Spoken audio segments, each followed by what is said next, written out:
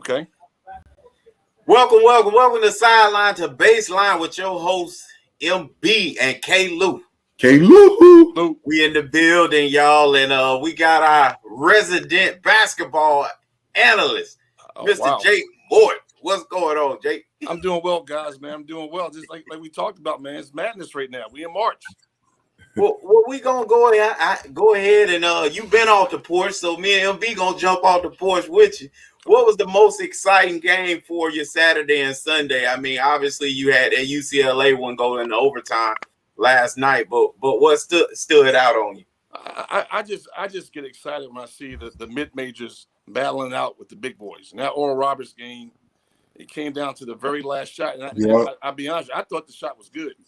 I thought the shot was good. I mean, he makes that shot, you got another upset, and they're moving on. That was a heck of a game. Yeah. Would that really be an upset? I mean, I know you mentioned pre-show about the Davis and Goliath, but you see what shirt I'm wearing. Ain't a lot of Goliaths out there. Yeah. That Goliath is definitely home. I don't think that Goliath ever made it. I don't think that Goliath ever got on the bus.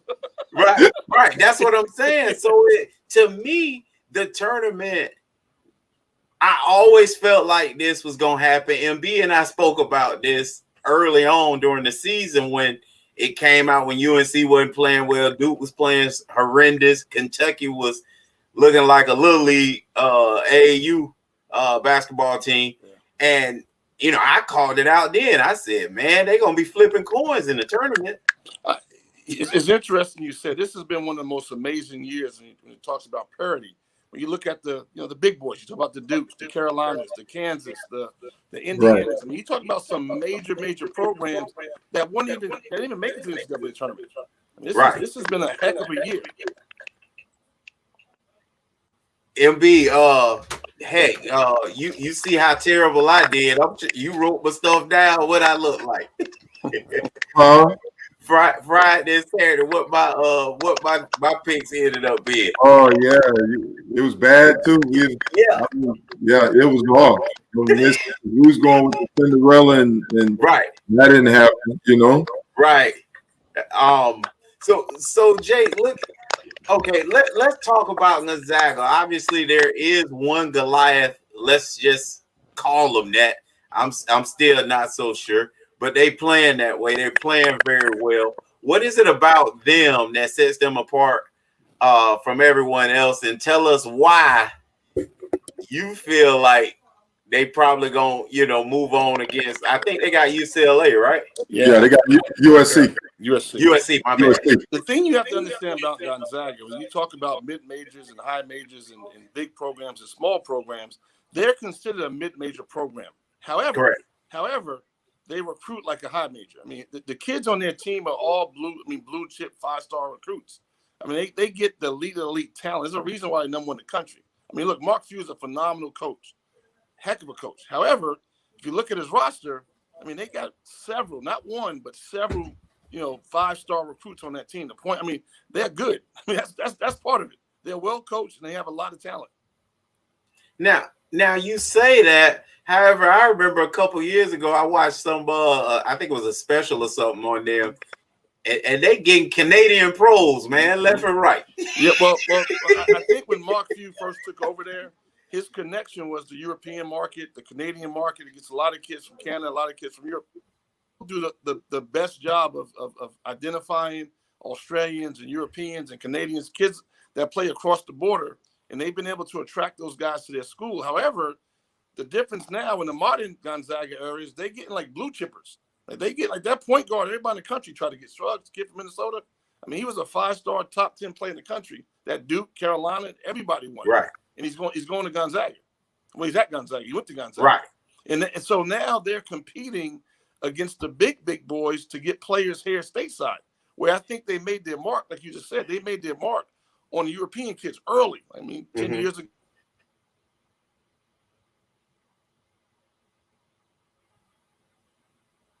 I think we lost you. No, my phone ring. And they've been stepping their game up over the last couple of years in terms of getting kids stateside.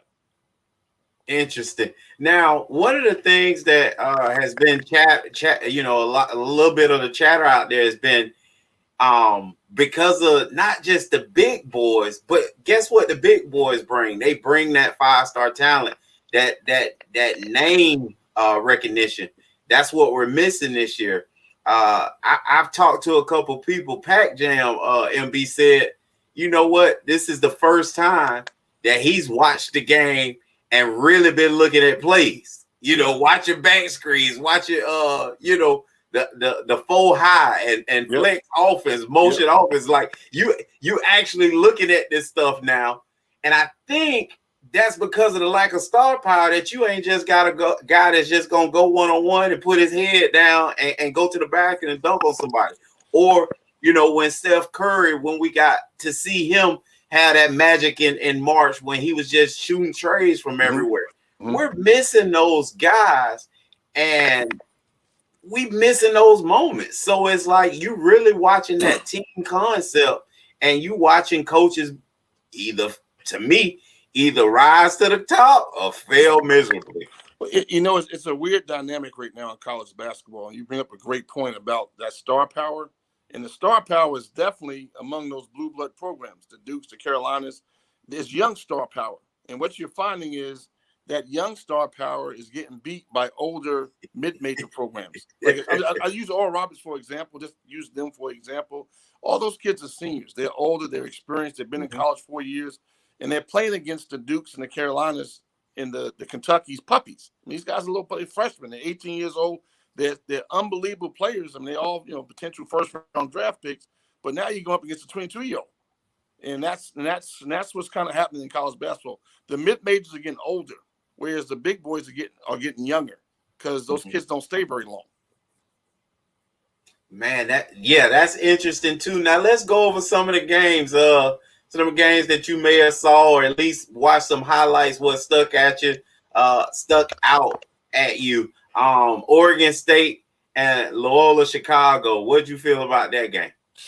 Oregon State, I mean, I got to give those guys the utmost props. I mean, that was a team that was picked last in their league. Mm-hmm. We losing you again. Your phone ringing.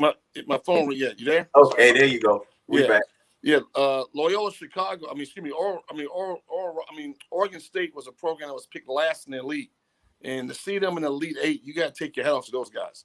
I mean, this was a team that was picked 12 out of 12 teams in the Pac-12, and to be sitting here in the Elite Eight with a chance to go to Final Four is just a tribute to that coaching staff and those kids' resilience. I mean, that's just to me, that is the story of the tournament. I know Oral Roberts, Illinois, Chicago, and in Connor Worth, those teams had unbelievable wins.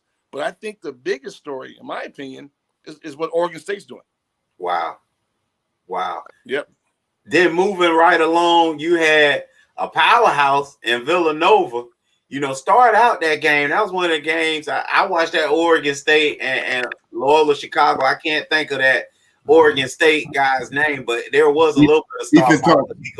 Who was now? You talking about the guy from Oregon State? Yeah, he took over the game. Ethan Thomas. That's the coach. That's the coach's son. Yeah, Ethan Thomas. His father was a great player at Syracuse back in the day. Right. Back when we was in school, Mike. Wow. Yeah, that was a hell of a player. He was a 6'3" center. Oh wow! No, he was an animal. Like you couldn't stop him. Hey, and his son was like, huh? I say his son was playing like bully ball too. Anytime somebody was on him, he was trying to initiate the contact at the guard position. I was like, wow, this dude's playing physical. He probably got bullied as a kid by his dad. Just hey, Jake, let me ask you a question. Let's circle back to that game, man. What's up? Because I saw like before this game, like Loyola Chicago, I was like, man, they running like emotional offense. They moving the ball around. But then Oregon State just ran a 2-3 zone, and that 2-3 zone is like kryptonite in this tournament, man. What's up with that? Because another game later on, it was the same thing. USC versus Oregon.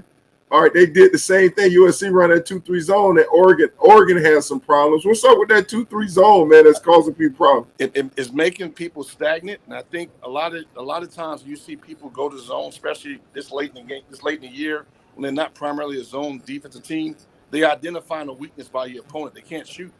Right. You're basically forcing them to shoot. I mean, you're kind of taking away everything in the interior, and you're forcing them to make long jumpers now. And this is one of the reasons why Syracuse is such a threat in the NCAA tournament, because they played zone their whole, forever and ever and ever. And you get into this tournament without a lot of preparation to get ready for a zone, and people struggle. I mean, people struggle. Right. Right. So move right along, Jake, to that Villanova Baylor game. Like I said, perennial powerhouse. Villanova won the last 2 out of the 4 championships. So this is a big time program playing a Baylor that was a true number 1 seed. What did you think about this game, or did you get a chance to? No. It was a good game. I mean, but Villanova kind of hobbled into this tournament. I mean, they lost their 2 best players to injury.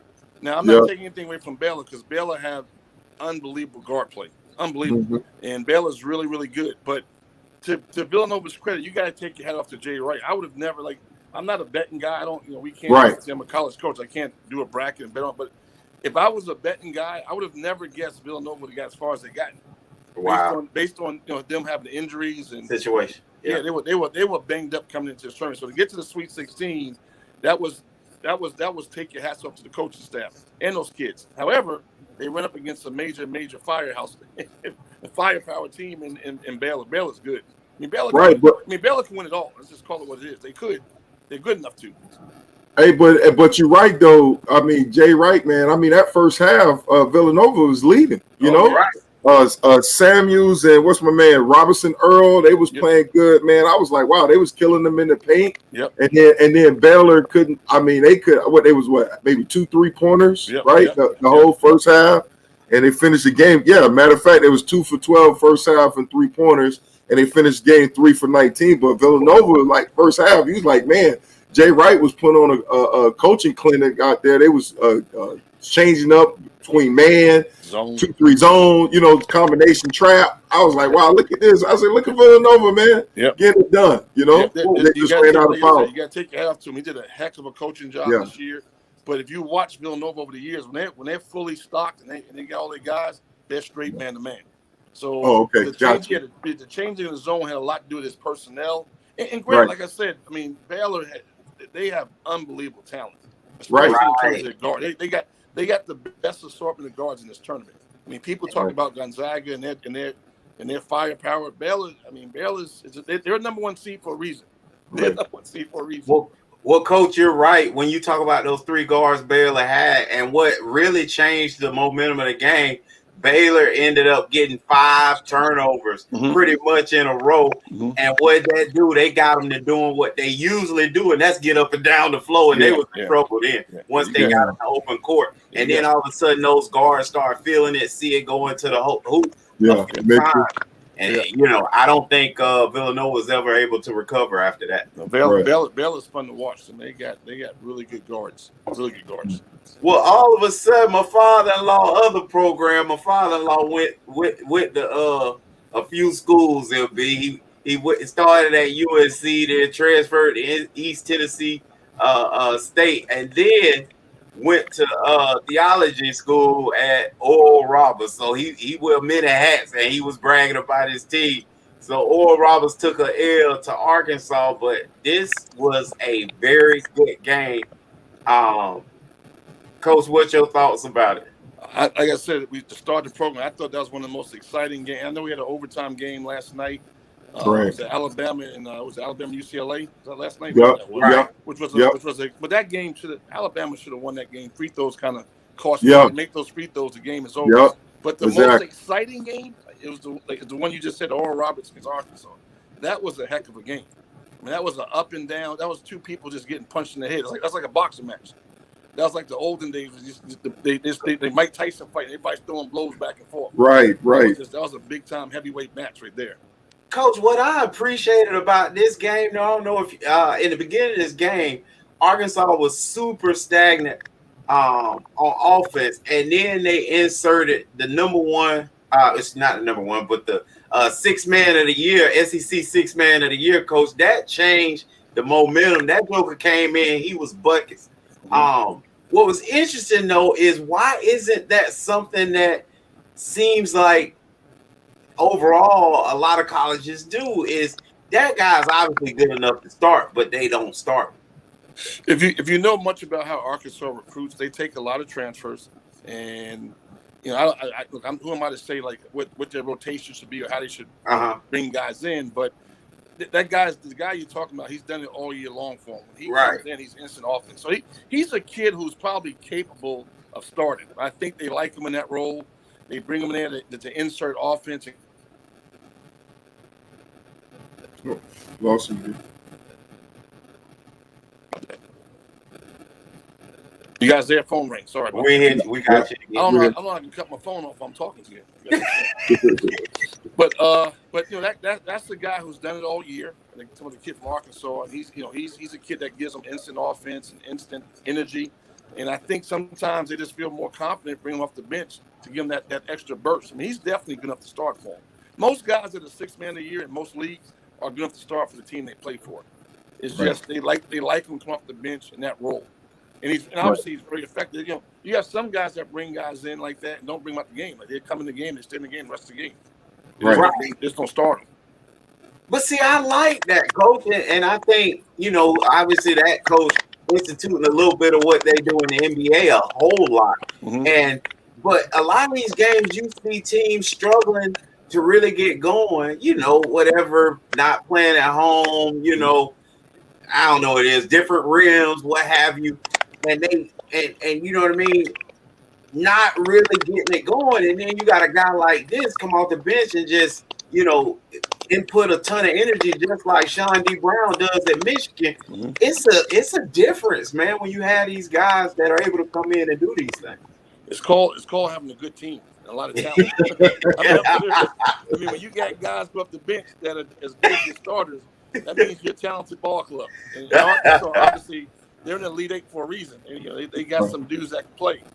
And they were one of the top teams in the SEC this year. I mean, top three. They're the top three finish, if I'm not mistaken. Obviously, a very, very talented ball club. And I take my hat off to that coach, Coach Musselman, because he does a great job of putting. I mean, he gets a lot of transfers. A lot of those guys are transfers, and he infuses those guys, and he gets those guys to mesh and blend. I mean, he did a great job. He's at Nevada University, with transfers, and he just does a good job of getting those guys to buy in and blend quicker than most people can get them to buy in and blend. Because a lot of times you're taking transfers, you have a lot of time with them. It's one and done, maybe 2 years and done, but it's not your typical 4-year guy. So you got to get them to get on board quicker than you would if it was a high school kid, where he might have 2 years to develop and get better, and maybe by his junior year, 3 years in the program, he's going to have those same type of results, where they got to kind of get it done coming in the door because they are transfers. Yeah. Hey, K-Lou, you was talking about like for star power. I think how usually tournament time of stars is born. I think the two guys from Oral Roberts. I think, man, if they would have won that game, especially Osmond, who leading the nation, because he was like really kind of Steph Curry-ish, I guess you could say that, from this whole tournament. And if he'd have made that shot, man, it definitely would have took him over the top. Yeah. Right. Coach, so Syracuse and Houston, Syracuse let that whole ACC down, man. We had everything riding on the arm. And Jim and Buddy let us down, baby. What you think about that? But Buddy Buckets didn't show up. I think the goons were out that night. Buddy Buckets. It's like Halloween. You tell your kids don't walk around when it gets dark.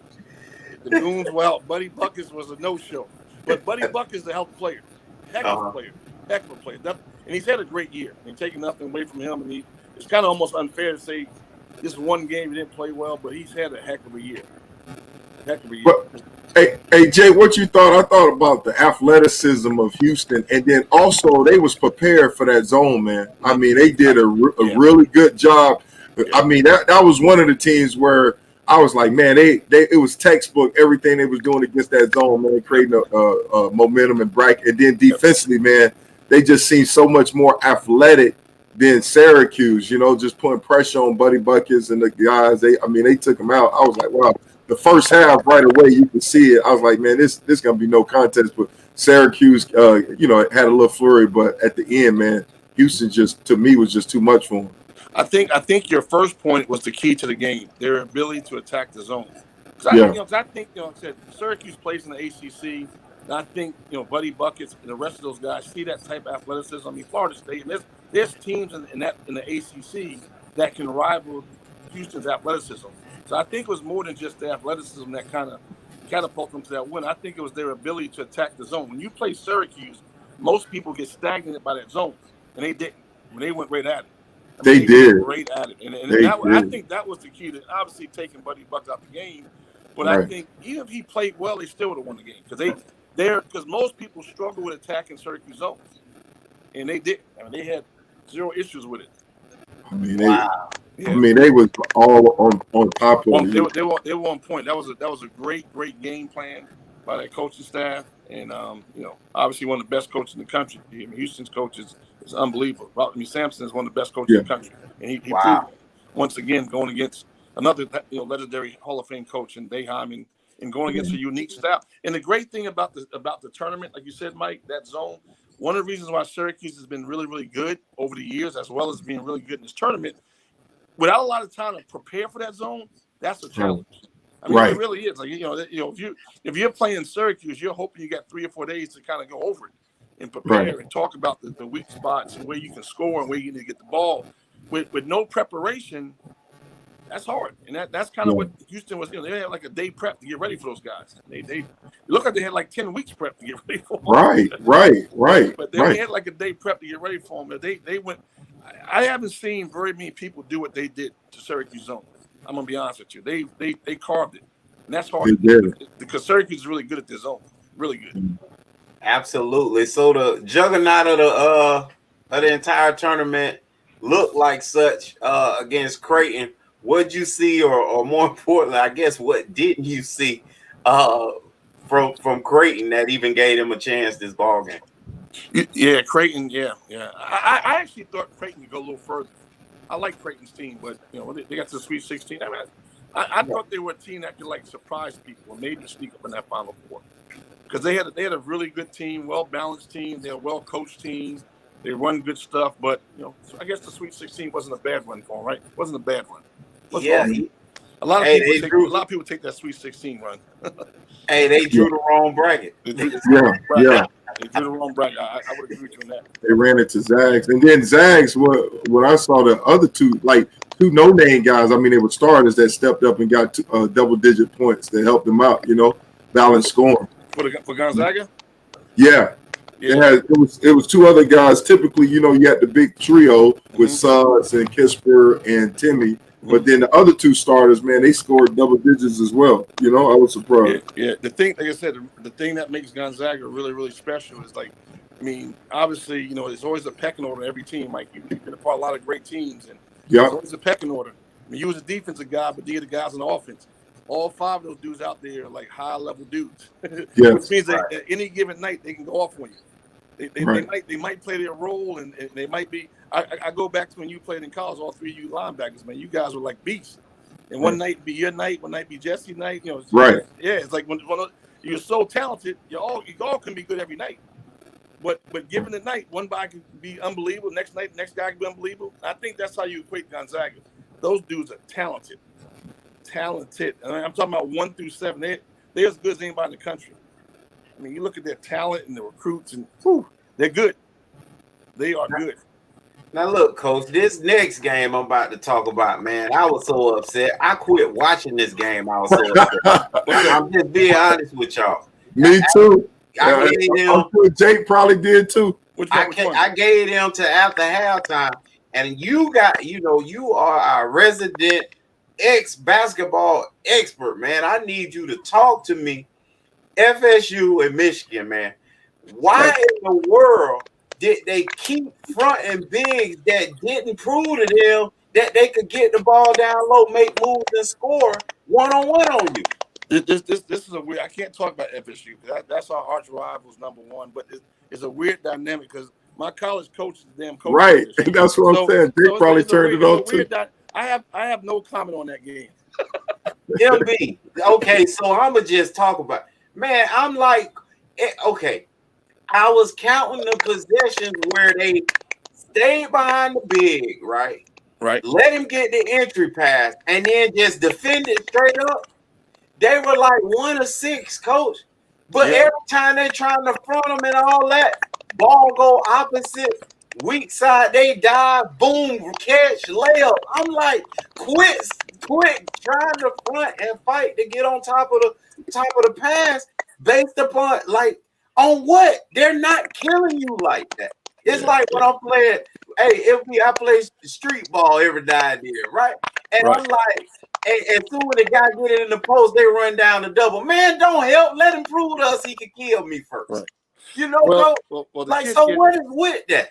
The kid Dick is it's look, I take my hat off to Juwan Howard. I know for Coach Hamilton, I mean that's a tough law. He coached Juwan Howard. He spent 1 year in the NBA with the Washington Wizards, and Juwan he played for him. So think about what I'm about to say. You just got beat by one of your former players. That's in a big game.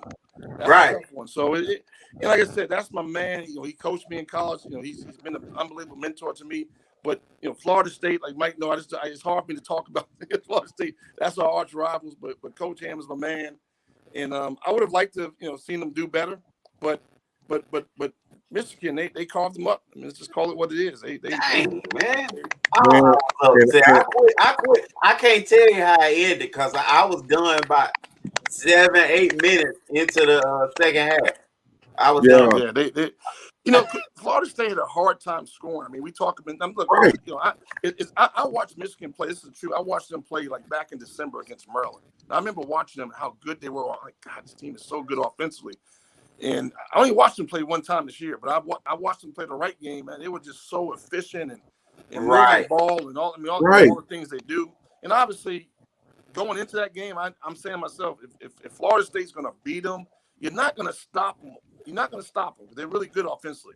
You have to score, and that's what they did not. They didn't score. They scored 53 points, 58 points. Yeah, they didn't score enough to beat them. They just didn't. They didn't score enough to beat them. And I think that if you want to point to one thing, it was the offense. They didn't score enough points. Yeah, offensively, man. Jake, offensively, I was like, what are they running? Yeah, I ain't see no plays, bro. It just seemed like spread out one-on-one basketball. You know what I'm saying? They just took them out their flow. It kind of took me back to, I thought I was watching old school Big Ten football, where smash mouth football back in the day, where they had those big old guys. I mean, they were just physically like just dominating these dudes in the paint, man. And I was like, this is crazy.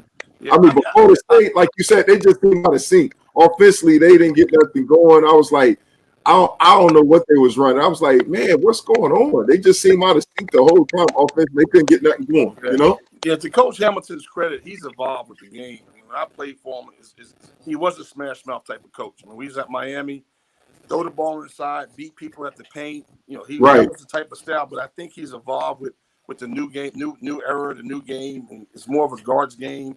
And he allows his guard. He has a talented team. He lets his guards play. But like Mike said, they were not in a really good. It was not in a good rhythm. They couldn't get in a rhythm. No plays and their shots. It wasn't in a good rhythm. I mean, that's true because Michigan really didn't do anything defensively to frustrate them. They actually just missed a bunch of shots. I think they called one stat in the first half.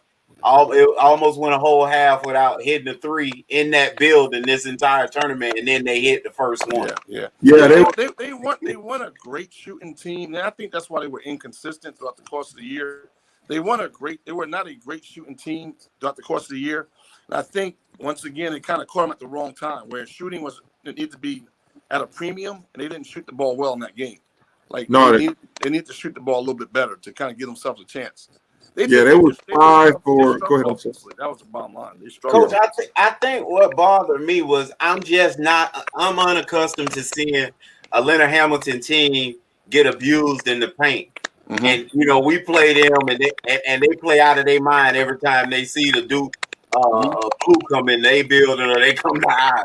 Mm-hmm. And that's one thing that we never really win is that paint game. And so for Michigan to do so well in the paint, I got frustrated, couldn't watch it anymore. Well, but part of it was Michigan spacing.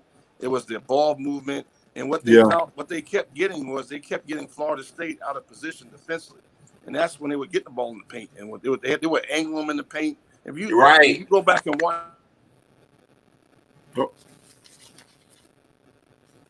Can't hear Jake. coaches call. We got no recruits calling. There's nothing but coaches. They were getting angled. They were getting angled in the paint tremendously, and their spacing. So they would space them, get angled, boom, go over the top, and they would just score.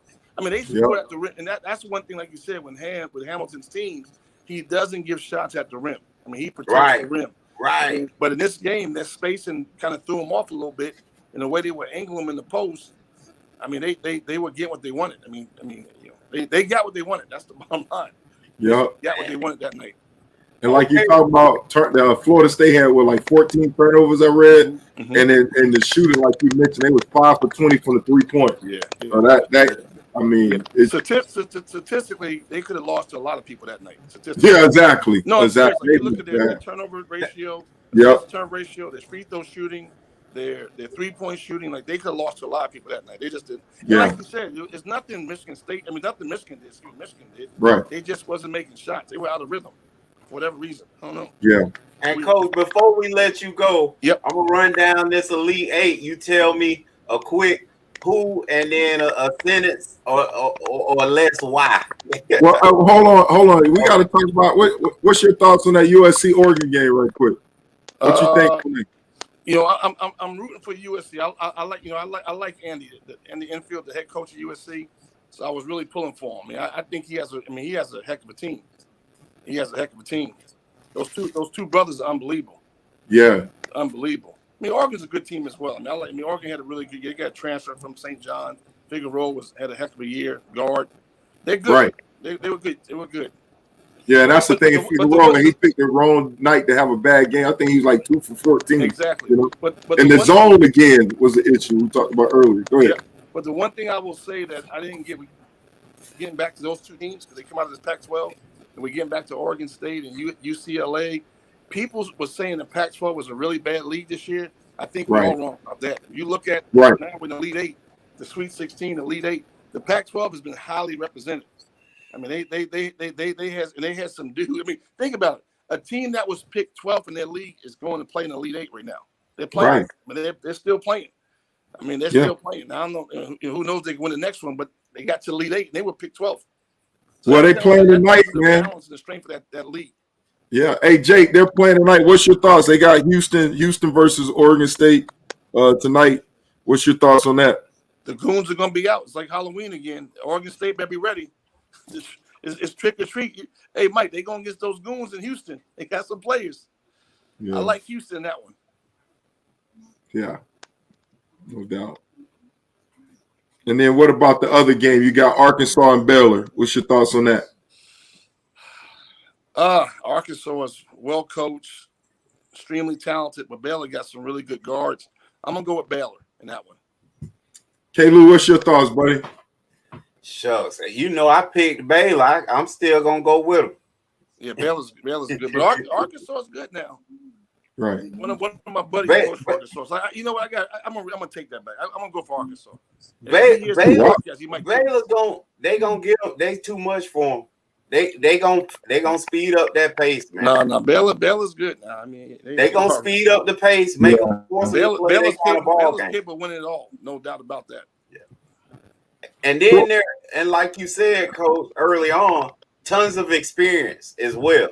Mm-hmm. Tournament always been, and MB asked me about that before, and I couldn't put it into words. Why is the NCAA such a, it turns to March and it's all about your guard play? Why is it like that?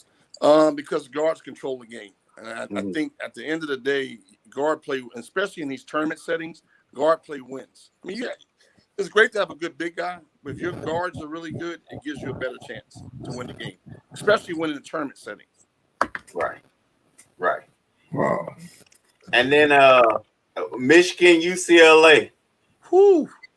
That's a heavyweight bout there, guys. That's a heavyweight bout. I'm gonna go with Michigan. Yeah. I'm gonna go with Michigan on that one. The Zags and USC. Yeah, I'm gonna pick a crazy one. I like USC to beat the Zags. There it is. I like USC to beat the Zags. I know that's gonna be. I'm going on a limb on that one. That's a crazy one, but I like USC. Yes, sir. That game's tomorrow, right? Yeah, that's tomorrow. Yes, tomorrow. Yeah. 7:15. Yeah, I like USC. I like the Trojans in that one. Well, Coach, we appreciate you stopping through, man. Absolutely, man. Always enjoy Answering you all guys. our questions. Hey, Well, hold on, Caleb. Don't let him go so quick. We got to talk about NBA too. I want to get his opinion on that. Okay. Go ahead, MB. Oh, go ahead. No, go ahead, Caleb. I like how you do it. Go ahead, Butcher. Get him, Butcher. So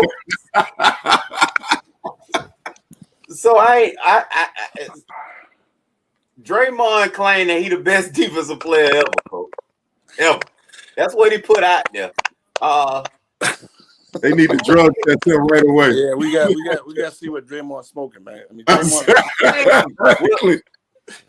No, not LB. I ain't gonna let you do that because every time we talk Draymond, you jump to his defense. So I'm gonna need to hear you jump to his defense. Draymond is a beast. Let's say that first and foremost. He is a phenomenal player. He is a beast. If you ask me, is he the best defensive player of all time? I'm gonna say absolutely, unequivocally, no way. No way. Let me argue that point with you. You called him a beast. Against who? When? He's not even the best power forward on his team, Coach. Who's the best power forward on his team? Pascal. He's pretty good. He's better than Draymond. Now, but Draymond is a gamer. If you go back and look at their championship victories and when they won and when they were good, obviously the team is going through a little bit of a. No, you ain't gonna call him no beast, and then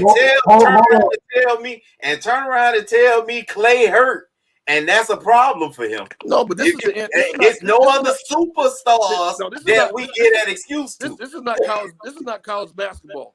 See, in college basketball, Oral Roberts can be a Cinderella.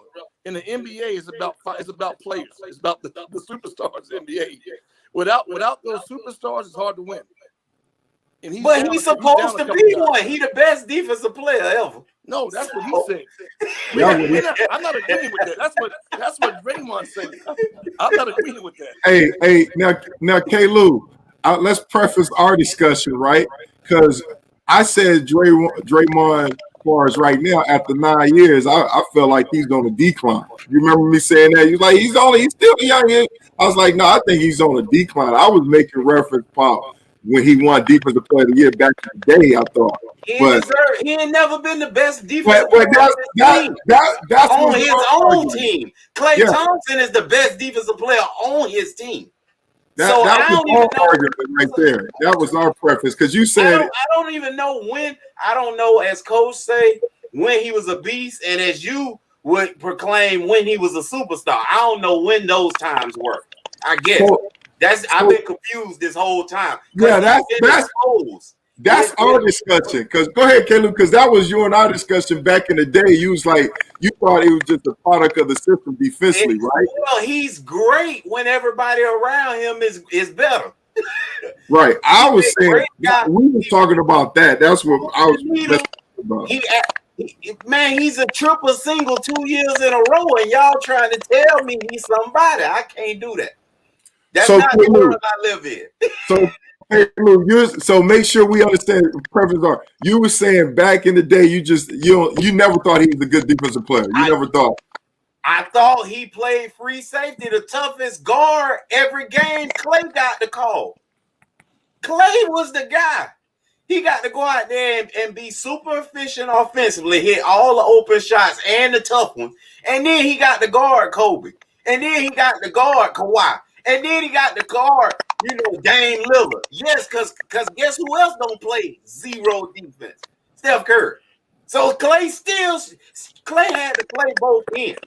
He gets the least amount of credit and they don't even mention his name when they talk superstar. That's a true superstar. When his contract was coming up, I would call in LA, say, hey man, y'all know his daddy used to be with us, baby. Hey, Ludo, and I understand what you're saying. Draymond is definitely a better off the ball defender, right? Yeah. But what I'm saying though, it's like having I say this loosely. It's like from a football standpoint, you got a lockdown corner like Deion Island, right? But then you got a Hall of Fame safety like, Ed Reed or something like that. Based on that, I mean, do you give credit for that? Hold on, man. You just didn't do that.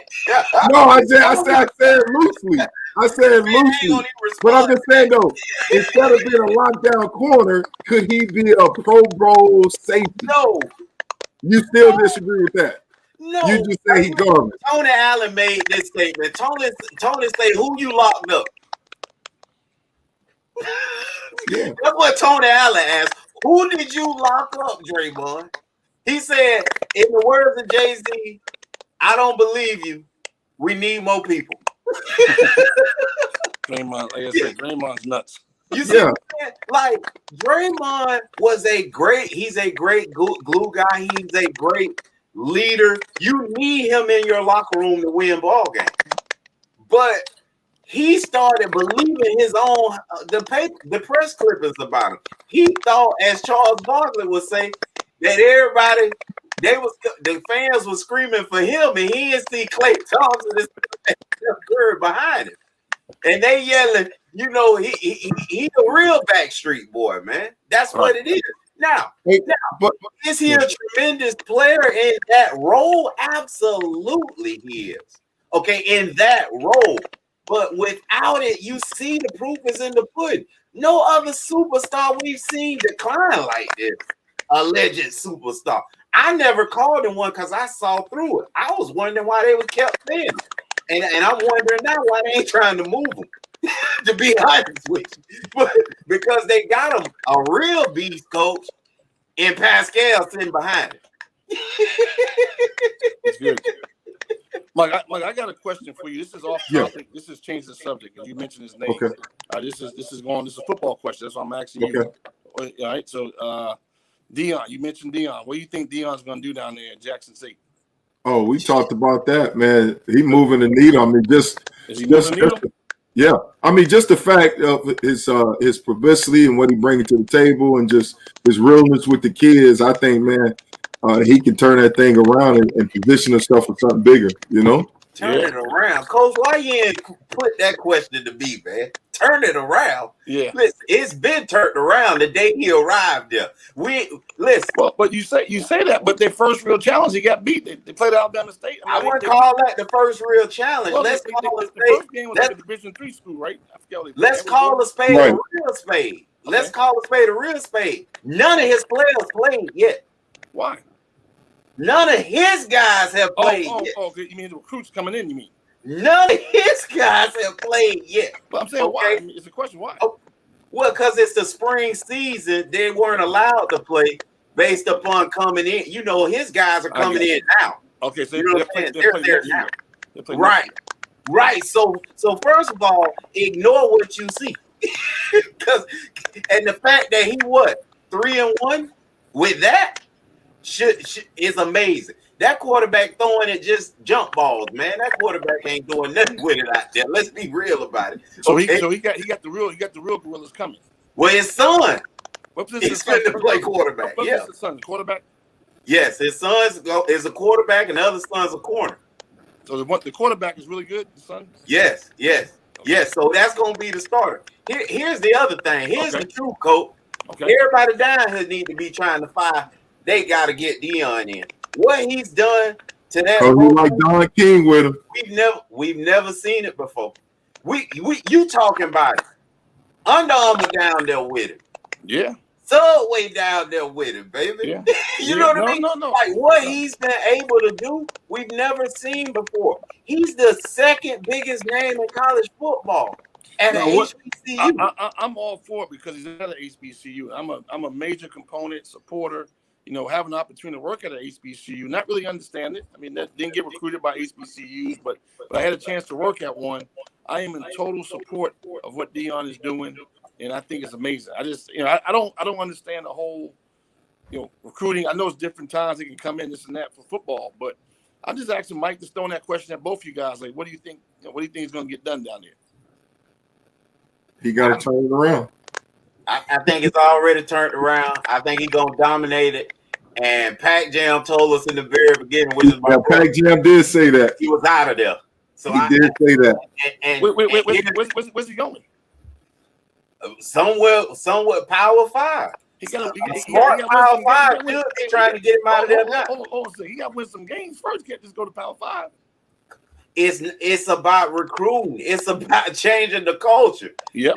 The games just happen to be won. But I think so let me ask you a question. I'm throwing this question. We reversing roles. I'm asking you guys a question. So you're an AD at a Power 5, and Deion's at a HBCU and not winning championships. You're bringing Deion to your program? I'm getting him right now. He ain't even finished the season. Right. We sending the lift jet down there right now. But shouldn't he have to win something? Is my question. No. No. Don't have College football is about recruiting, man. You look at the top 5 teams in recruiting every year. They go your championship. Hold on, say, kid Lou. Look at that name on your shirt. What's it called? Yeah, that's the best recruiting program in the country. They got every single player on that team is a 5-star player. Unbelievable. Where they at right now? At the house. Exactly. So it's all about recruiting. Right. Yeah. They got the house though. But they're all about recruiting though. That's a big part of it. But the other part is developing. That's a whole nother conversation. We doing enough. Look for us next year and the year after from now on. Because now we change how we recruit. How you recruit now? Oh, we still getting the best, but they're not the one that done us. So you're gonna have to contend with them like you contending with these 4 and 5 year players right now. Right. Yeah, but they're gonna be doing that at year 2, 3, and 4 year mark. Right. I got you. So it's just a different spin, but you gonna see us. We ain't going nowhere. That's a whole nother conversation. I'm with you. That's the Lou down. But no, I think, hey Jake, I think from that standpoint, far as when you talk about mid majors, right, or Power 5, I mean, just think about him being in the state of Florida. You know, somebody taking a chance, and then also making sure he hires experienced people around him, which he did at Jackson State. He got Dennis Thurman. So you try to set him up to succeed, you know. And so, but I mean, you can't buy that publicity, and you can't buy the genuineness of how he care about that. I mean, so somebody would take a chance, you know. Did Dennis Thurman? He's coaching the running backs. No, Dennis Thurman. He's a defensive back guy. He's a DB. He's a D coordinator down there. Okay, gotcha. Yeah. But no, but I'm saying though, one of these schools would take a chance on that, you know. Yeah. No, I'm not disagreeing with you, but I'd like to see him stay there and build that culture and build that program. Because I mean, I think from an HBCU standpoint, he's infused a lot of special stuff that you normally don't get at HBCUs. Right. So him staying there is more valuable to him going to a Power 5, because you get to that Power 5 level, it's no joke. And I'm not saying Deion doesn't know what he's doing. I'm not saying that. He obviously knows what he's doing. But when you get Mike, you've recruited, you've coached at that level. That's a whole different level than being at, at a mid to low major level. Yeah. So, but let me ask you this question, though, Jake. Let me throw this out there, Coach. Yep. A kid decommitted from Florida to come there on signing day, never spoke to Deion before in his life. He decommitted from Florida to go to Jackson State. There you go. Wow. Who's doing that, Coach? Never spoke to him before. So who recruited the kid? No, everybody. He was a Florida commit and a Florida signee that said no. But what I'm saying to you, being that Deion didn't talk to him, what coach talked? Somebody had to talk. Neither. None. He called his head coach, said, "I don't want to go here. I want to play for this guy." That's what's happening, Coach. It's different. They crazy down here. Find who you got and bring Deion down here, man. So we got to keep Deion in that HBCU level. But hey, Jake, let me ask you this question, right? Yes. What's the difference between that, right? The challenge with that, when you talking about bringing Power 5, and the challenge with, like, say, Steve Nash be the head basketball coach of Brooklyn Nets, or my man John Lynch never had general manager experience. Now he's a general manager at San Francisco 49, right? Yeah. Why in that regards, where you get somebody like that, but yet you make sure you put experience around them so they can't fail, you know? Well, why that can't be the thing? And I understand the Power 5 big college corporate, but why not do that? No. I think that, in my opinion, those two examples is not comparing apples to apples. And what I mean by that is that Steve Nash is an NBA player coaching NBA players. All right. The football, the baseball example was an NBA baseball player coaching NBA players. Deion's an NFL. No, John. I mentioned John Lynch, the general manager of San Francisco. Never was a general manager before. Oh, I got you. Well, yeah, I'm sorry, John Lynch. Yeah, my fault. My fault. But it's not the fact that he's never coached before. Like, if you told me Deion Sanders was taking over the Dallas Cowboys, all right, this is just my opinion. This is going to sound crazy, all right?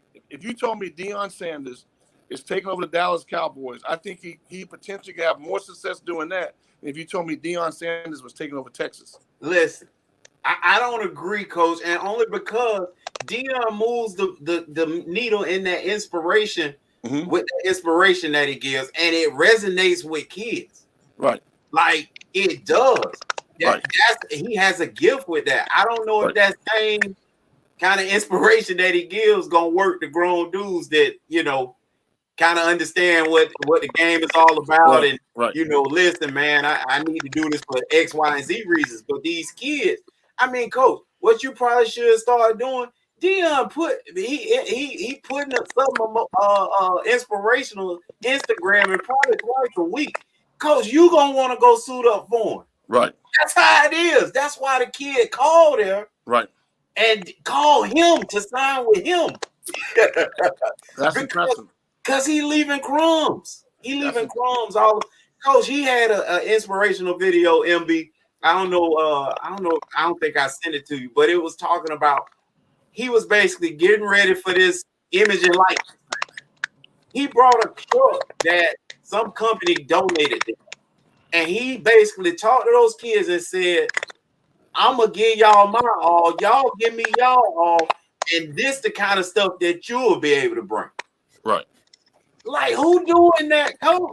No, Deion, listen, a brand new picture sitting there like, wow. This is what Coach trying to get up to him. I'm taking my hat. Look, I think he's doing a heck of a job. I'm taking my hat off.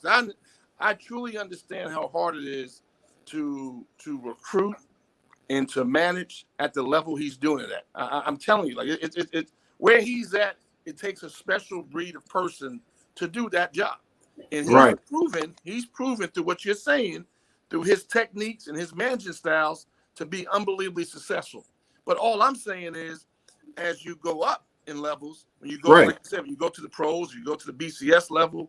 If you know you're going to coach at that level, it's a little bit different because at that point in time, what makes him special right now, what makes him special, he's not as special because now those kids are attracted. I'm just saying they're attracted to. All right, so you think if you put Deion at Florida State, Texas, Florida State, that's a great place. Florida State. Is Florida State right now going to be Alabama for some kids? Yes. Be careful. In this state, immediately, overnight. Be careful. Alabama's a thorn in the U side. Overnight. He's the second biggest name in college football behind that guy you mentioned. Yeah, but he coaching at Jackson State. It took that guy to get to Alabama to be the biggest name in college football.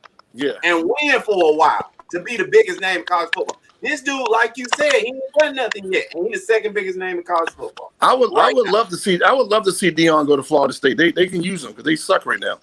Right now. And them boys will quit going to Alabama. Nick Saban will buy a house down here, trying to recruit them boys so much. If Deion did that. I think initially a jump started, but like I said, you gotta have experience around and help him, support him, and like the fill in the gaps where he may be missing on something. You just can't let him fail. You gotta set him up for success. You know. Right. Got to. And that's the thing. That's the thing I like about what he did when he brought a lot of experienced people with him on his staff at Jackson State. So gotta have that same mindset, man. You know, and let him do it because at some point you gotta win. Huh? Phenomenal job. Yeah, no doubt. You can't buy that publicity, baby. You can't buy it. Hey, bro, I want to go back to the NBA before I let you off, man. Okay. Tom, go ahead, K. Lou. Yeah, Lakers add Drummond. Nah, forget that. No, That's what we're you going need. back to Golden That's State. what's important. We need to talk about winning teams, okay? No, we're talking about. Let's get back to people who matter, okay? No, Let's talk about.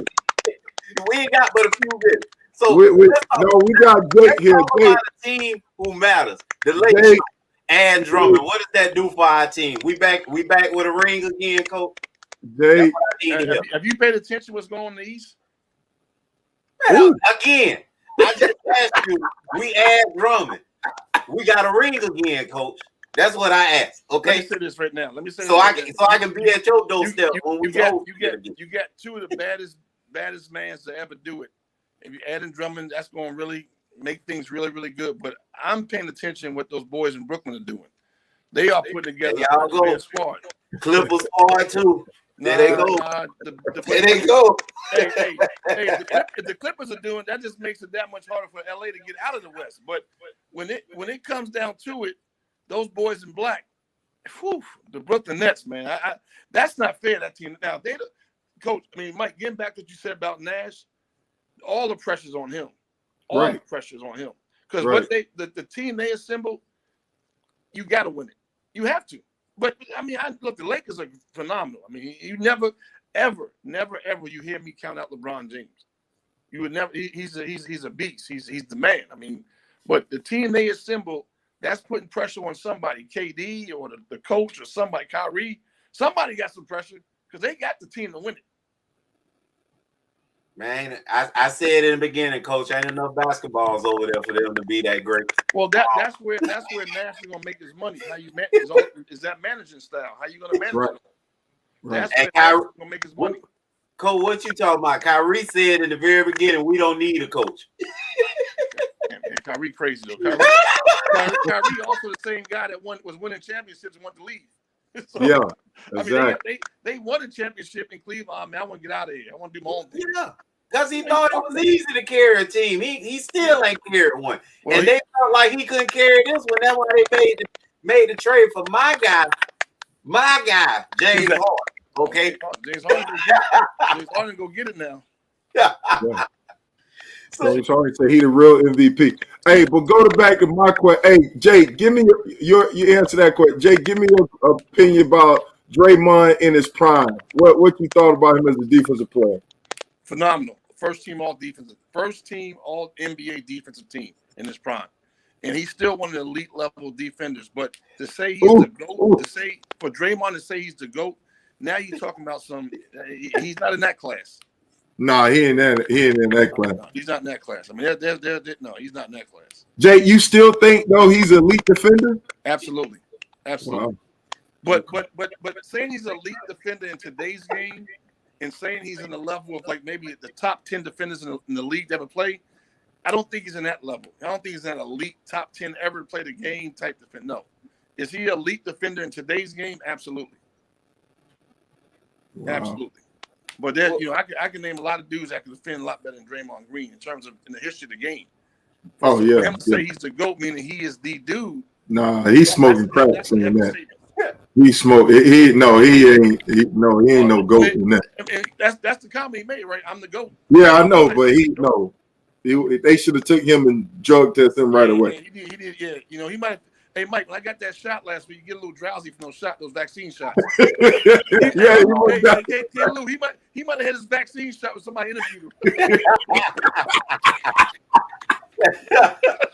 Hey, he might have just did that to pump himself up to get out of this triple single 2 years slump. Yeah. But he's a listen, guy. He's a heck of a player. We all know. The dude's a three-time world champ and. There they go. I mean, I don't know how many all Steph and Clay awards. Yeah, that's what he won. Hey, Lou don't give him no credit, man. Hey, Lou don't give him no credit. I got a little surprise for you. When you win it, you win it. You can't. The ring's there forever. When you win it, you win it. If you part of the team and you win it, you win it. But Lou don't give. Lou is it all hype though? Hey, Lou, let me ask you a question. With Draymond Green talking about, I think I don't agree that he's a great defensive player. Now I think he's like on a decline, but I'm talking about in his prime. So Lou, you think they just got it? Like he was just garbage? Like he finished No. I never say he garbage. he's a great player in the system that they were in. And when he can kick it and run the floor and play the power, the point forward position, right? And then at that time, he was shooting at least 35% from the three. You know what I mean? I ain't even talking about, I ain't even talking about offense. I'm the point forward. I ain't even talking about, I'm talking about from a defensive standpoint. That's been you and my argument. He was exactly what you said. He was a free safety, but Clay had the toughest guard. You're not going to tell me you the best defensive player on the team and you don't have the toughest guard every night. You just can't do that. Not to me. You might be able to tell somebody else that, but if you're the best defensive player, I need you to go at their top guy. That's what Tony Allen is talking about. Because guess what? Tony Allen say, who did you lock up? You know what that means? Tony Allen thinking like me. He trying to say, listen, when I went out there and I was playing in Boston and then got my big deal, went to Memphis, they said, you got this big money, we got you here to play defense. You first team all defense or second, third team. Get what? Go guard Kobe. The unfortunate part about the NBA is it's hard to tell who could defend because the dudes on the other end is so good offensively. I mean, it's hard to really lock any. I mean, the good elite players in the NBA is impossible to really stop. But we know, Coach, we know what they say when they say lock up. You ain't get your number. You mean that's control, all they you mean contain and control. Right, right. You didn't get your number. You know what I mean? Keep below the averages, in other words. Correct. That's but Caleb, I'm agreeing with you on that because when they played LeBron in the championship, it was out that was on LeBron. It wasn't him, you know. He averaged 40 against that guy, man. You say what? LeBron averaged 40 in the finals against that guy, man. Stop it. Stop what? Against when he came back from 3-1, down 3-1. No, I'm saying I agree with you. He didn't go on LeBron. It was Iguodala that was main person on him. But I'm just saying, is there a position for a quote unquote, I'm gonna use a football term, free safety in That's that? What he is. He's super smart, coach, high basketball IQ, and I think he plays defense with that IQ. But I'm just saying, so if you don't lock down somebody, you can't be the best player. Like the football term, Ed Reed, can he be the best defensive player and he don't lock down nobody? He could be the best. It was a no-fly zone back there. And he played the run game. He did lock you up. But in basketball, they don't apply with Draymond. There's tape of Bill Belichick and Tom Brady watching Ed Reed in the offseason trying to figure out what they're going to do with him. Okay? Yes, he was locking people up. But apply to basketball. Can you take that same philosophy and apply it with basketball or don't exist? I'm just asking. I think that's what he did. It's just no position for it. And coach, go ahead and jump over me because this your area. But there's no position for it. But they have high IQ guys that I'm sure they don't like on the ball necessarily all the time, so they can make plays and communicate for their defense. Right, and I'm just communicating because you say he can't be the best defensive player if he don't lock it down. So I was just wondering, is there an exception to the rule? It's hard for me to say it, but coach, I think it would agree with you. I got you. That's what I was trying to figure out. I got you. Draymond is good, guys. No one's debating that. I'm not debating that. He ain't no goat. I think the debate. That's not the debate I'm having. Yeah, I think the debate is, in my opinion, is not really a debate. Is he the GOAT? And I'm going to say no. He ain't no GOAT. No, I'm going to say no. But he's a heck of a player. He's correct. And to your question, absolutely, he's still elite level defender in today's game, today's NBA game. He's still considered elite level defender. I would say that too. Yeah. But that ain't helping them. Hey, I would say that too, but that ain't helping them move the needle, and that's what I'm concerned. But moving the needle, they need a couple of those dudes to get healthy. That's moving the needle. But speak about that, Jay. Jay, speak about Golden State right now. Where do you think what do you think about Steve Kerr? Are we giving him a pass? I mean, what do you think about as a coach? What do you think about the team? I mean, let me say this. The NBA is all about star power and players and this and that. They still have star power in that team. I mean, Steph Curry is still playing, right? Yeah. I mean, he's out right now. He's hurt. Okay, but he's coming back, right? He'll be back at some point. Yeah. Right? He's not okay. So he's got a butt bruise or something like that, right? Okay, but he's not. He's out for a couple. He's not out for like the season. Yeah, exactly. Yeah, no, I agree with you. Right. I mean, that's NBA. They're gonna miss a couple. So you still got potentially the best guard in the NBA. Point guard, we want to call him, best shooter. Draymond Green's elite level. We just spent 20 minutes talking about him as a defender, but he's considered, an all-star elite level player. You got the number 2 pick in the draft who's playing well. You still got talent on that team. And so what's the problem? Why y'all 18? So they're 10th right now in the conference. So why are they so low? Well, I mean, a lot of times when that happens, it points to one guy. The guy stands up, right?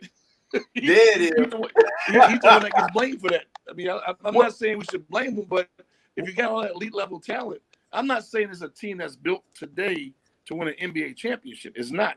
But it's a team that's built today that should be a playoff team. But coach, y'all can't tell me that Steph Curry is great, Draymond is great, and then we give Steve Kerr a pass.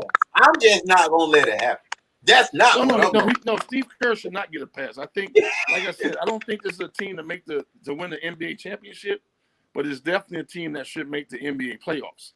And obviously, they're not performing at that level just yet. I mean, it's a long season. They still got time to make up. I mean, time is kind of winding down, but they still can sneak up in there.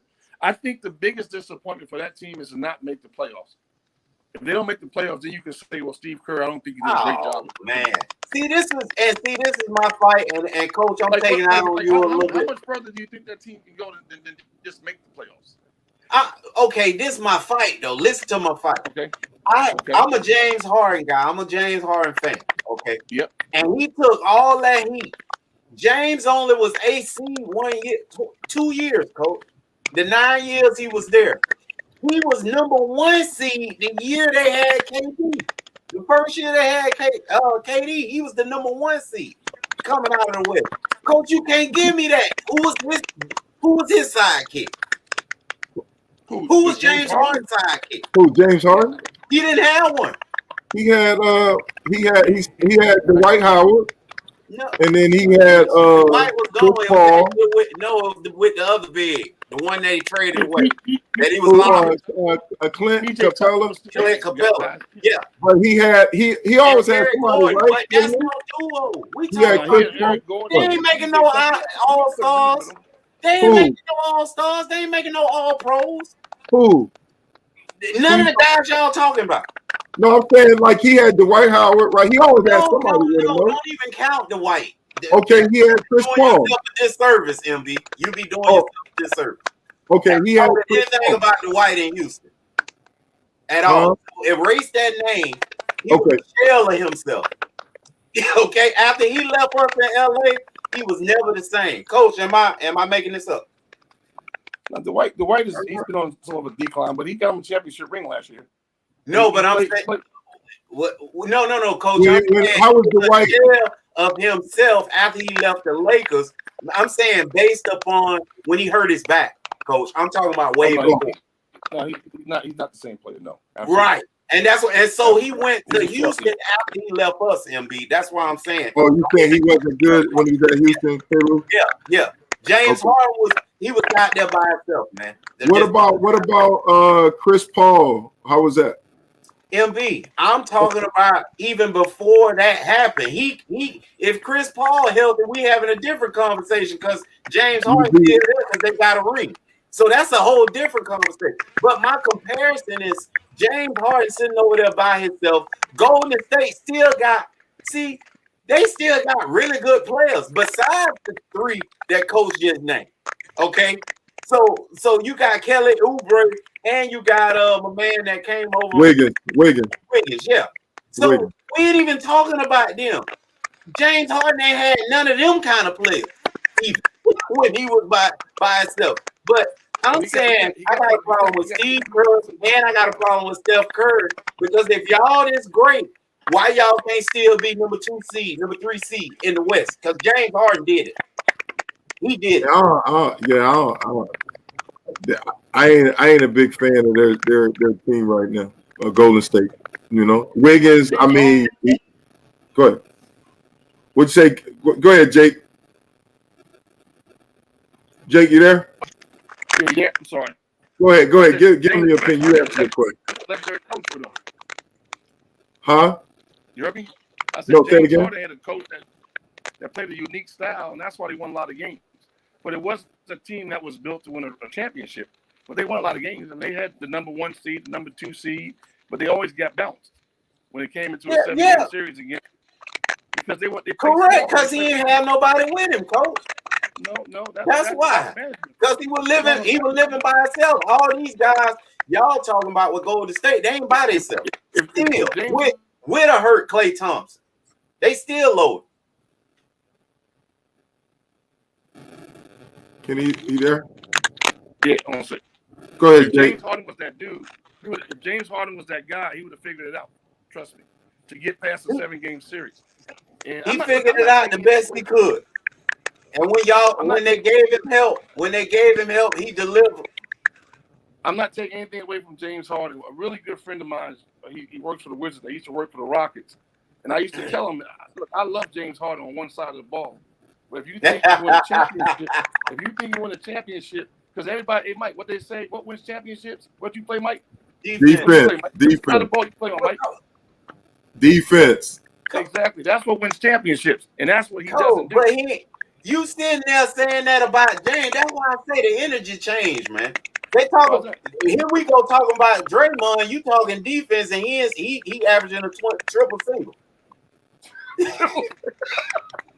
Triple single. Triple single. Hey, look, I'm just saying. Look, I said James Harden's a bad boy, but I mean, when you get to those series and you got to lock down and guard people, James Harden ain't the dude you really want to have out there.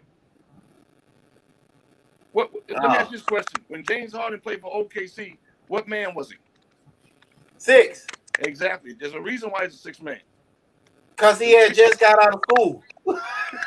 No, they all just got out of school. They all do young. He wasn't the only young. They all. And y'all know couldn't nobody play with Russ like that, man. Don't start that. That's a different conversation. Hey, Lou, I'm doing my research. You sleeping on Dwight Howard. When he was at Houston, they was all-stars together, baby. Okay, MB. I'm looking at it. They was all-stars together. Okay, so your point. I'm saying he had some help. James Harden, listen, in my opinion, when James Harden was from Houston, James Harden had a hell of a coach who played a unique style. They play small. I'm saying, hold on, he's there. Go ahead, Jake. You there? My fault, man. Yeah, go ahead, Jake. I can't believe we got to do these interviews early, man. His phone going crazy. But no, James Harden they played a unique style, and it was a style that they could win games in the regular season. However, when they got to the series and they played against big physical teams, they struggled. I mean, if you go back at what happened to those guys when they were going through that whole period of trying to get out of the West and get to the conference finals and get to the NBA finals, they just were overmatched because of how they built their team. It's not James Harden's fault. I mean, he didn't build the team. I mean, the management and the coaches, that's how they want to build the team. Me personally, I thought it was a bad formula. Obviously, it's not me. You just look at what happened. It was a bad formula to build a team to get to a championship because they never got there with it. But Jake, let me ask you this question. Let me ask you this question. I think what I'm hearing K-Lou saying James Harden did more with less than what Golden State had. Like Golden State got all the talent, but right now I think James Harden had good talent. I mean, I'm disagreeing with that. I think James Harden, huh? Who matched up with this team right now? He's never been better than this team that they have, that Golden State has. He's never been better. Besides when he was with OKC, he's never had a roster better than them. No, I will say this, and they calling this their worst roster. You raised a good point. Golden State has 2 big time. They have a good roster. They have a really good roster, and they are, in my opinion, underachieving with their roster. Absolutely. I don't think this is a team that's, like I said, I don't think it's a team that can win an NBA championship, but it's a team that has to be in the playoff race. And they should be 4th, 5th seed in the West with that talent. They should definitely be in the top 8. I'm gonna leave that there. The top 8. Oh man, top 8 is the bottom. I'm a Laker, coach. I'm a Laker. You ain't floating around that top. You don't even matter to me. You last in the league. Top 8 gets you the playoffs.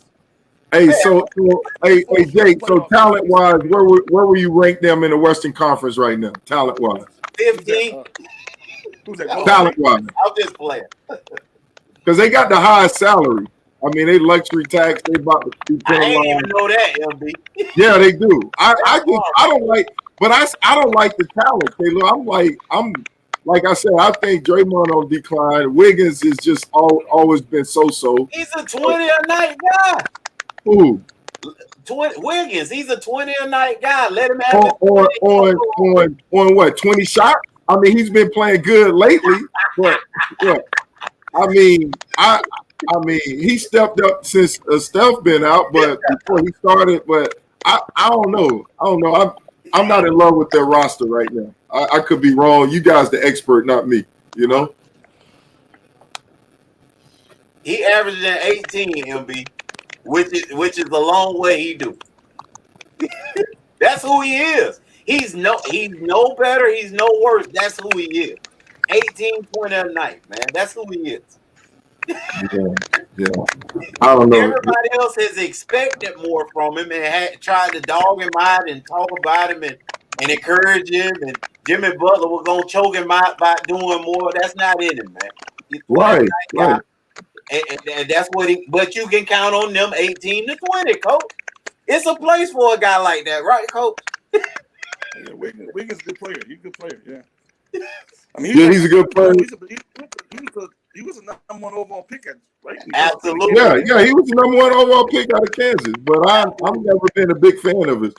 So I mean, from a talent standpoint, so you think Golden State roster right now is? I mean, I don't know. I'm not. Roster. If you put the names down before they come out there, they top 5, coach. You say top 5? That's what you think? Names. Don't talk about how they playing. Just the names. You put those names and everybody else names next to each other. That's a better set of names. Okay. I'm not saying what they're doing because you know how I feel about what. No. That's what I'm asking. I'm asking because I think they better rock than Portland. No, I'm agreeing with you. They should be doing. Oh yeah. They should be in the playoff hunt for sure. No doubt. See, he keep letting right. He keep letting them off the hook. Yeah, saying that playoff hunt there. Yeah. They all right, man. I know we gotta go. Playoff roster is not making the playoffs right now. So Steve Kerr getting a pass, Jake? Huh? Are they being too soft on Steve Kerr? I think the media is kind of overlooking Steve Kerr, yes, because I think at the end of the day, somebody has to be called out in terms of them achieving. You can't have it both ways. When things are going good, you're the best coach in the NBA. Now things are going bad, that no one gets even looked at. And and like you guys said, this is a team that can definitely. This is a roster that can definitely make the playoffs. I mean, these guys are proven winners. They've won championships. They got all-stars. It's a balanced team. I mean, do they have the best team? No, but they're underachieving at this moment. I don't know if that's Steve Kerr's fault, the players' fault. I can't answer that question, but I know this roster should be in the playoff hunt. And what does that mean? They got exit, second round, I don't know, but I'm not saying they're an NBA championship, win the NBA championship, come out the West and be the team that plays in the NBA championship. But it's a team that definitely should get in the playoffs, and they're not playing for that potential yet. So, would you consider Steve Kerr a lead coach, or what's your opinion of him? You can't take it away from him. He has 3 championships? Yes, it is. He has to be in that elite category. He's an elite coach who's underachieving at this moment. That's the best way to describe him. He's a. Look. You and Jay cousins, LB. Why you say that? Y'all talk exactly the same.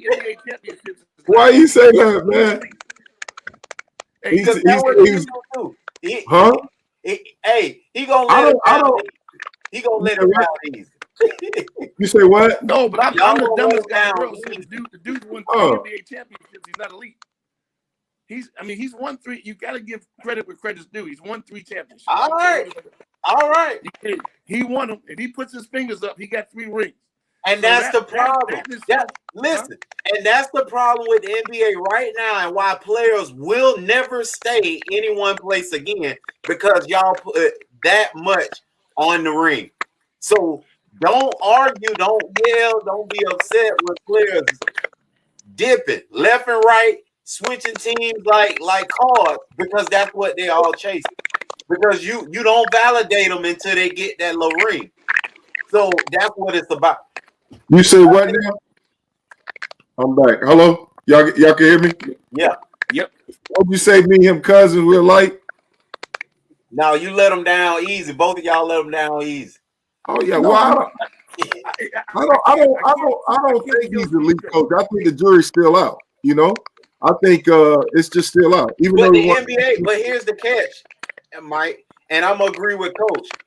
From an NBA standpoint, he is an elite coach. That's already been set in stone. He's on his way to the Hall of Fame, guaranteed, as a head. Because he won 3 championships. But that's my problem with it. They put too much. You know, too much is about a ring. And that's why you had Draymond Green bad-mouthing a guy he couldn't even put on his uniform in Charles Barkley.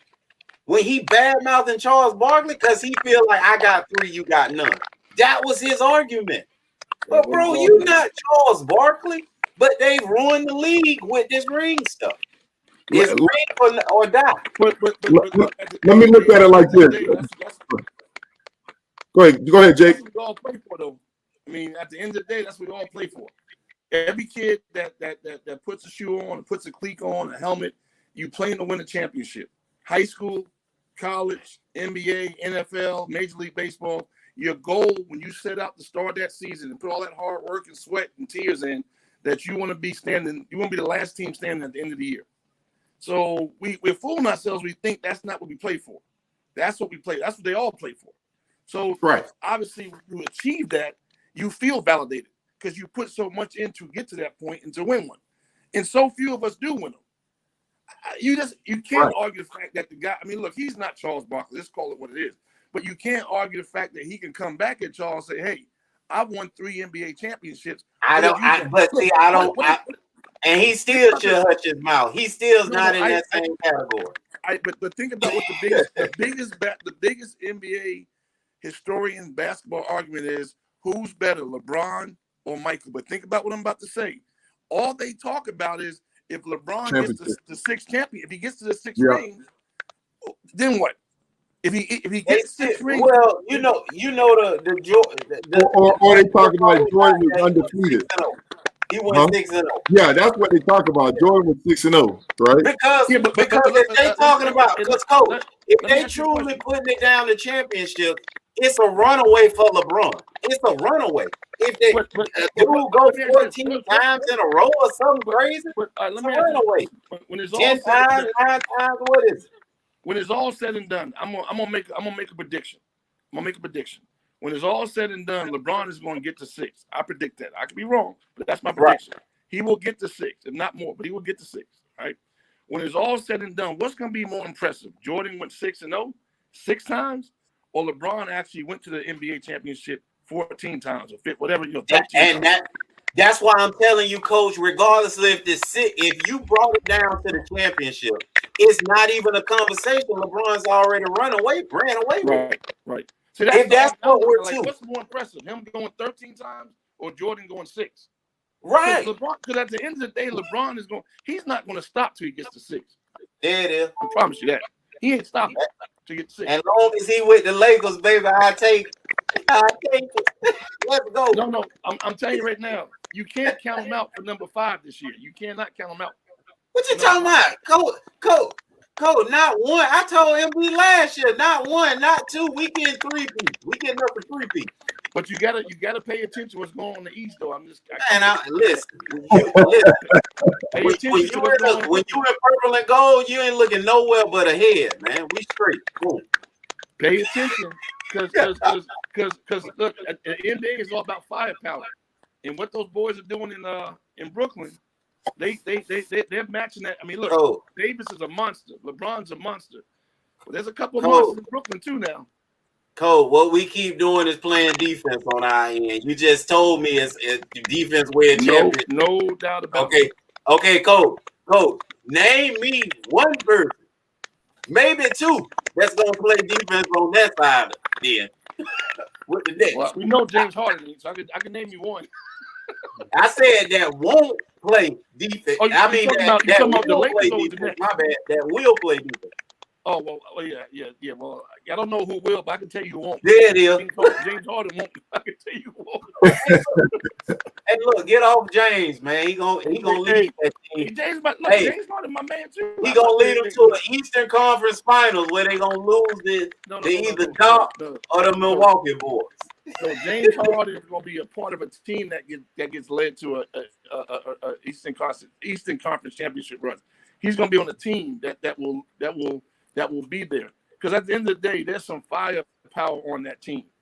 I mean, the three amigos, they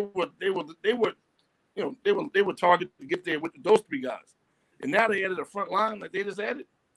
What front line, Coach? Please name them. Please name them.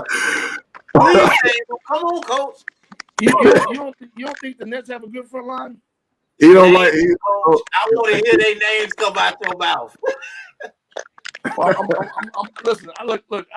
I'm not an NBA aficionado, so I don't know. Like, I don't really pay attention. So I might be calling the guy's name that was a superstar 5 years ago. DeAndre Jordan. So I gotta be careful what I say about the NBA. I'm finna help you. DeAndre Jordan, is that one of them?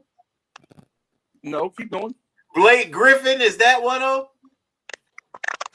What was Blake Griffin's numbers the last couple of years? And let's talk about the big time guy they just signed today or yesterday, rather. LaMarcus Aldridge. Oh, that's got to be them three. Them the three you talking about? Let me say this. Like I said, we scared. AD can't sleep no more after that. Those three guys you just named were three of the most dominant bigs in the NBA 3-4 years ago. Now, like I said, I have no idea what they've done. I know Marcus been in San Antonio, and we ain't heard from LaMarcus in 5 years. No, don't say that. Heard from Blake in 6 years, and DeAndre Jordan ain't been the same since Chris Paul left him. I'm not. I wouldn't put Jordan in the same class as Blake Griffin and LaMarcus. LaMarcus maybe 2 years removed from All-Star. Two. Yeah. We ain't heard from him. We ain't heard from him in years, MB. Come on, he's been at San Antonio 5 years. He's been an All-Star when he's at San Antonio. The first year, maybe. That's it. Hold on, I'm gonna pull it up. Maybe the first year. But I understand what you're saying. I don't think there's no dominant big one. I said 3 years ago. That's what I'm just saying. Like you said, he been there 5. So I give him the first year. We ain't heard from him since. Actually, he wanted out of there. He been trying to get out for 4 years. But when you think about the 4th or 5th option, K-Lou, what's your thoughts on that? You know? What 4th and 5th option? They done stacked. Their team is a mess, man. They should have been trying to get defensive players. The worst. But you got to say something. They might not. One of those guys are gonna come off the bench. I mean, one of those guys come off the bench. They're stacked now. One of those guys come off the bench. They're not gonna start. Oh, I can't wait. Y'all sounded just like y'all did with the Clippers. Hey, Lou, LaMarcus last it was 2019. Yeah, okay. NBA All-Star. Let me say something. This is nothing like the Clippers. I'm gonna tell you why. The Clippers put all their money into 2 players that played the same position. This is actually a well put together, balanced team. The Clippers, the Nets are the Lakers. Yeah, you're right, Coach. The Lakers. The Lakers are well balanced too. But people talk about you put all your money in 2 players that play the same position. They both play the same position. Coach, all I heard was how we was gonna lose last year. That's all I heard. From all the analysts, all the experts. All the analysts, they look at the analytic numbers. They don't know that. There's no way that team was built all wrong. The Clippers. I mean, you put all that money in two guys that do the same exact thing. They play the same damn position. How's that going to work? Coach, we went and upgraded. We was getting hated on because we got rid of Dwight and JaVale. We went and upgraded. We it's not late. Look. We all are hoping. We went and upgraded. Mike, we're hoping for an LA Brooklyn Nets final. That'd be a hell of a final. Yeah. Man, I sure hope y'all get what y'all want, but you won't, because they ain't gonna be there. Sorry. The Nets ain't gonna be there? The Brooklyn? Yeah, they ain't gonna be there.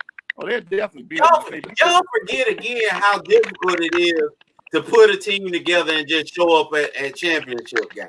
You know, it's just not. I mean, we've been shown time after time that these teams get put together and they traditionally don't make it the first time. So we still, and now you got KD that's been out during the half the season. You know, like those games starting to add up, and it's starting to be familiar tune, like the Clippers, who never got a chance to play together, never got the realest get a chance to build that camaraderie. You know, Coach, you want your guys playing together, running together, sweating together. They ain't getting none of this. That stuff comes to bite you. When you grab a rebound and you already know your dog out there, you ain't even got to look, Coach. It's just gone because you know he out. You don't get that. You got to look, wait, watch. Let me make sure. That's different, Coach. You know better than us. You know that better than us. You're right. I agree with you, but I still think they can get there. I'm agree with you 100%. What they're trying to do is not easy, but I think that that team is built to get to a championship game. Coach, now, can they beat the Lakers? Huh? And then they don't have an alpha. Beat the Lakers? I think the Lakers. Then they don't have an alpha. Are built to get to a. Who gonna tell KD to shut up? Who gonna sit? Who gonna tell Kyrie, hey man, I'm gonna slap you the next time you say something? You know what I mean? They ain't got that. Hey, AD yelling at LeBron. LeBron yelling at AD. We talking to each other like that, man. They ain't doing that right now. They scared of each other. You know that word, Coach. Huh? They got too many alpha dogs. That's the problem. Man, stop. Hey, which one of them done led somebody else? I mean, all I know is you get three of the best players. Okay. You get let me say this. You got championship pedigree on that team. Championship pedigree. All right, hey, you got KD. You got superstars. Yeah, you definitely got superstars. You got Kyrie. How many championships he got? You got James Harden. LeBron gave him 2. You got those. Steph gave him 3. No, 2. Steph gave him 2. Yeah, that's right. That's okay. But being a part of it is pretty good too. Now you figured it out.